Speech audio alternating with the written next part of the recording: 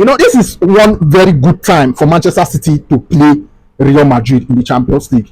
Real Madrid has obviously been a nemesis of Manchester City in the past 3 seasons.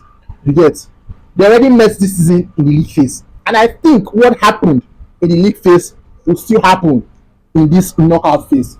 All Manchester City needs to do is to be very direct on their play, be quick on their transition, control phases of the play, and then when they get one or two chances, they should take them.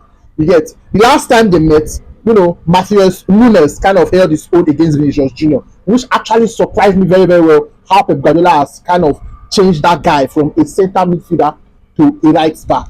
And then Doku, he did a very good one on Raul Asensio and Valverde.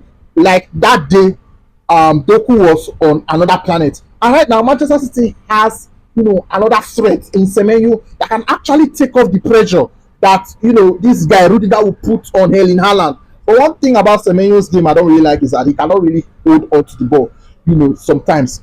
And then the most creative player for this Manchester City side will obviously be probably Ryan Cherki and then Bernardo Silva. Those are the players that can actually work in tactics, because Real Madrid will definitely defend in some phases of the game, and they will definitely also hit Manchester City, in some phases of the game on the break. You get, so it depends on how Manchester City can actually cope with those phases of transition from Real Madrid and how they can take their chances at the Bernabeu. If Manchester City can actually get the victory here at the Bernabeu, then the second leg will be a walk in the park for Manchester City.